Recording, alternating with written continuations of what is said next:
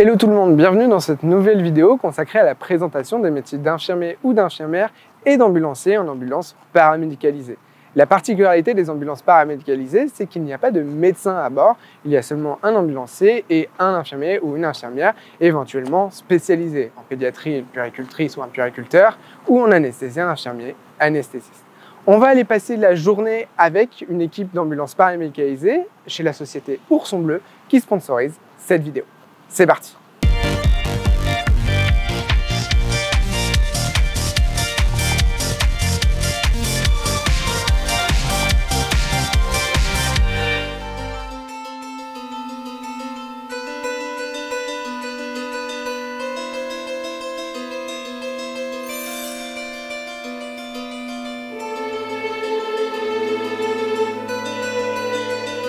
Maintenant que je suis changé, il va être temps de retrouver Fanny et Guvens, le binôme que je vais suivre pour découvrir leur quotidien. Je m'appelle Fanny, j'ai 35 ans, je suis infirmière depuis novembre 2011, donc ça va faire 12 ans.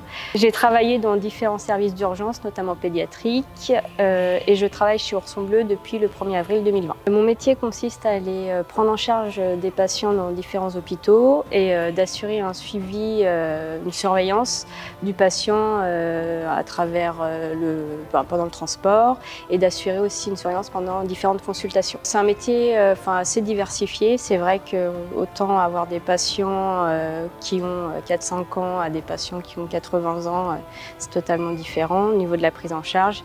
Les pathologies aussi sont différentes et il faut savoir s'adapter à chaque patient qu'on transporte. Ce qui est intéressant aussi, c'est notre travail avec l'ambulancier, le binôme, qui est aussi très important. Je pense qu'il faut avoir assez d'expérience, notamment à travers les urgences ou de la réa, pédiatrique et adulte, parce qu'il faut savoir en quelques instants être au clair avec la pathologie du patient, nos transmissions. Il faut avoir un esprit synthétique, être assez observateur et savoir si on peut transporter ou non le patient. Bonjour, je m'appelle Guvens, j'ai 51 ans, je suis ambulancier depuis à peu près 7 ans, 4 ans chez Ourson Bleu. J'ai fait divers métiers avant, j'ai commencé dans l'ambulance classique où je me suis vite ennuyé. Puis je suis entré chez Ourson Bleu et là, on va dire que je me suis épanoui, j'ai vraiment trouvé ma voie. On a présenté un petit peu le personnel qui travaille dans une ambulance paramédicalisée. Maintenant, il va être temps d'aller voir un petit peu le matériel avec lequel ils travaillent au quotidien.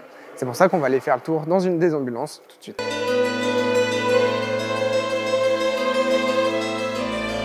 Donc déjà, on va trouver tout simplement le brancard qui peut ici accueillir des adultes. Et on a également la couveuse du coup pour les nouveau-nés et les prématurés. On en reparlera dans justement le côté juridique. Qu'est-ce qu'on peut transporter en tant qu'infirmier dans une ambulance paramédicalisée et qu'est-ce qui ne relève pas de notre rôle propre tout simplement. On a classiquement, comme dans toutes les ambulances, un défibrillateur semi-automatisé qu'on va retrouver de toute façon dans tous les véhicules de secours.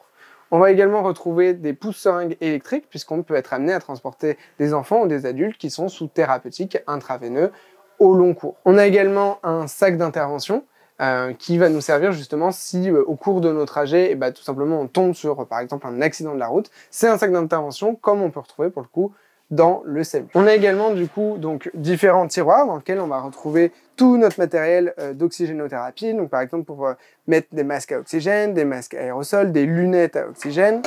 On a également un kit accouchement par exemple si on se retrouve à gérer un accouchement. On a également de quoi perfuser, tout le matériel nécessaire pour poser une perfusion chez un adulte ou chez un enfant. On a également des drogues d'urgence, notamment du Valium si jamais on se retrouve face à un enfant qui convulse pendant notre trajet. On peut appeler le 15 et leur demander l'autorisation d'injecter du Valium par exemple. Et on a également un dextro pour mesurer la glycémie capillaire. Et bien évidemment un scope avec tous les câbles adaptés à l'adulte et à la pédiatrie pour pouvoir surveiller l'enfant pendant le trajet. On a également du coup un set d'aspiration qui est obligatoire dans les véhicules de secours pour pouvoir justement aspirer le patient qui aurait des sécrétions au niveau bronchique, au niveau de la bouche, au niveau du nez, ou si jamais il se met à vomir également. Donc ça, on doit toujours vérifier que c'est fonctionnel. Et on a ici différents bavus adaptés en fonction de l'âge. On a adulte, pédiatrique et néonatal, vu que c'est tout le type de patient que l'on peut être amené à transporter dans ce type d'ambulance paramédicalisée, en tout cas chez Ourson Bleu. Maintenant que vous avez vu à quoi ressemble un véhicule de chez Ourson Bleu, à quoi ressemble une ambulance paramédicalisée, on va rejoindre notre équipe pour aller voir un petit peu qu'est-ce qui se passe dans leur quotidien. quelle est leur journée type, comment ils commencent tous les jours leur journée. Alors on commence par vérifier l'état du véhicule, que ce soit l'huile, liquide de refroidissement, pression des pneus. On a une checklist en fait, on s'y réfère et on fait notre checklist. On vérifie ensuite tout le matériel, voir si nos bouteilles d'oxygène sont pleines, bien sûr, si tout le matériel est fonctionnel, si tout a été branché durant la nuit. Un collègue pourrait oublier et on pourrait partir avec un scope ou un pouce-seringue complètement débranché, ce qui nous serait inutile. Voilà, on vérifie tout ça et une fois que notre checklist est faite, on est prêt pour partir sur un transport. On vérifie dans chaque tiroir et placard, il y a différents kits, que ce soit des kits pour reperfuser des adultes, de la pédiatrie. On a des kits à oxygène aussi, donc on vérifie les kits un par un, voir s'il n'y a pas des péremptions. On vérifie aussi si les pouces-seringues sont bien chargés, si l'aspi est fonctionnel. On vérifie si on a tout le matos en fait, pour partir, voilà, pour prendre en charge les différents patients. Et ensuite, on a des tâches par jour aussi à effectuer, que ce soit le nettoyage du brancard, nettoyer la cellule arrière. Donc on fait ça avec le collègue et une fois que tout est bon, on peut partir sur la mission qui nous est donnée. Et bien justement, ça tombe bien que les vérifications soient bientôt terminées, car la demande de transfert d'un enfant ne va pas tarder à tomber. Merci. Allô, oui ? Oui, bonjour Rania, ça va ? Oui. Ok, clinique pour les réanimations. Ok, incubateur. Il est pas bien. Ok, bah oui, bah, on fait au plus vite. Je vais chercher la feuille. Merci Rania. À plus tard. Donc là, il faut qu'on change l'incube parce qu'on a le matelas coquille, c'est ça? Ok, donc le matelas coquille qui est prévu pour l'adulte et là, on va transporter. C'est un nouveau-né, c'est ça? C'est ça. Ok. L'activité de cette société d'ambulance paramédicalisée étant mixte entre pédiatrie et adulte, il faut constamment adapter le support de transport du patient. Et en l'occurrence, on le fait toujours à la base, plutôt que de le faire à l'hôpital juste avant de transférer le patient. Du coup, là, on va partir en transport. C'est pas possible d'emmener Lou, le cadreur, avec nous, donc je bascule sur la GoPro. Désolé pour la qualité. Tu me rappelles où on va? On va à la en néonat. Ok. Pour la réa pour un petit néaterme J1 2,8 kg et qui a de la fièvre depuis ce matin, avec une CRP augmentée. Elles n'ont pas réussi à poser le cathlon, ce qui est tachycarde, navré. Il est pas très bien ce petit. La particularité des ambulances paramédicalisées, du coup, c'est qu'on va faire que du transfert d'hôpital à hôpital, ce qu'on appelle des secondaires dans le milieu. Et donc, c'est pour ça qu'on va chercher un petit dans une clinique pour l'amener dans une réanimation, du coup, dans un service plus adapté. Mais du coup, la question, c'est qu'est-ce qui différencie d'une ambulance paramédicalisée d'une ambulance classique qui peut, elle aussi, faire de l'hôpital à hôpital. Le SMUR peut aussi être amené à faire de l'hôpital à hôpital. La caractéristique de l'ambulance paramédicalisée, c'est qu'elle va pouvoir transporter un certain type de patient. Par exemple, pour parler des nouveau-nés, on ne peut pas transporter de nouveau-né qui fait moins de 1500 grammes ou qui a un âge gestationnel qui est inférieur à 33 semaines d'aménorrhée. Donc, on ne peut pas faire de grands prématurés en ambulance paramédicalisée. Pareil, on ne peut pas faire d'enfants qui ont une détresse vitale en cours. On doit s'assurer que l'enfant est suffisamment stable pour être transporté, c'est-à-dire qu'il ne doit pas être en état de choc, il ne doit pas être en situation de désaturation, c'est-à-dire qu'on peut le transporter avec de l'oxygène, mais il ne faut pas qu'il soit en train de désaturer sous un masque oxygène haute concentration 15 litres. Il ne faut pas qu'il soit en défaillance hémodynamique, il ne faut pas qu'il ait des troubles du rythme, ce genre de choses. Donc là, la première chose que tu vas faire, Fanny, en arrivant, c'est de checker l'enfant de A à Z, même si jamais le médecin te dit qu'il va bien. En ambulance paramédicalisée, on ne joue pas avec notre diplôme et on va toujours checker l'enfant. Faire une première évaluation. Faire une première évaluation pour voir justement si l'enfant est aussi stable que les informations qu'on a eues et voir s'il est transportable en ambulance paramédicalisée. La particularité, c'est qu'on peut joindre le 15 au moindre doute.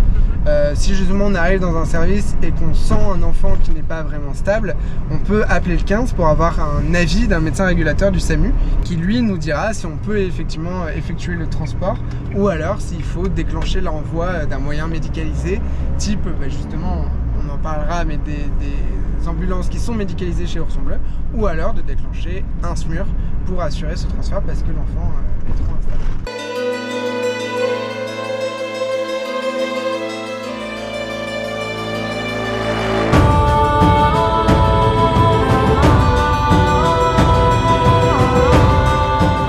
Pour des histoires d'autorisation de droit à l'image, nous ne pouvons pas filmer à l'intérieur des différentes structures de soins.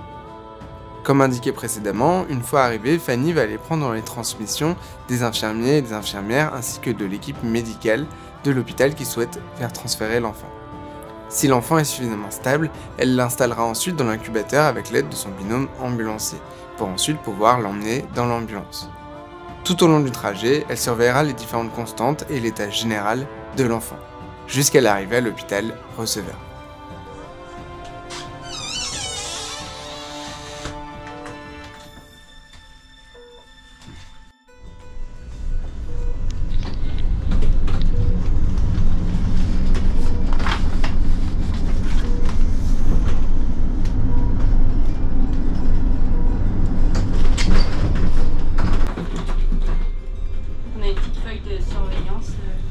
Les constantes durant le transport et voir un peu l'évolution des patients, s'ils sont algiques, les constantes, s'ils désaturent, s'ils sont tachycardes.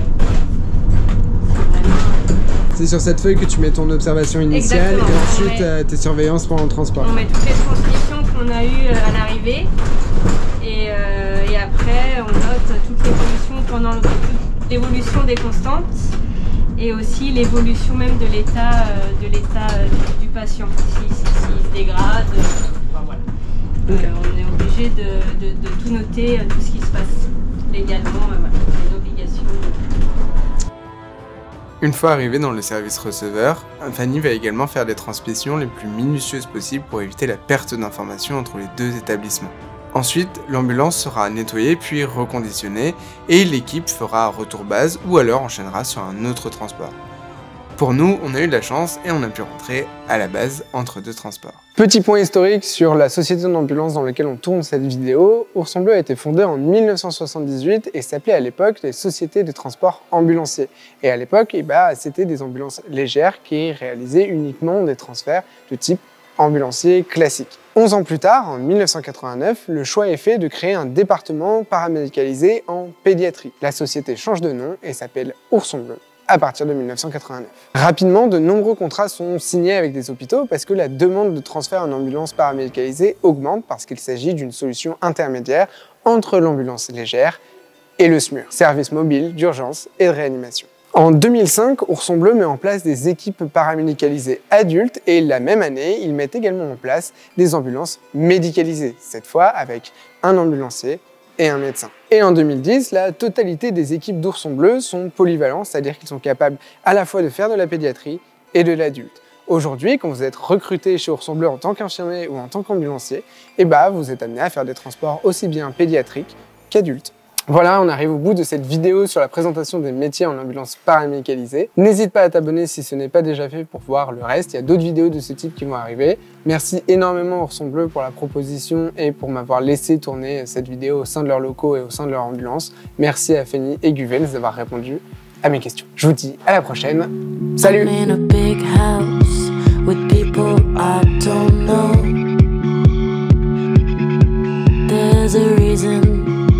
But it's not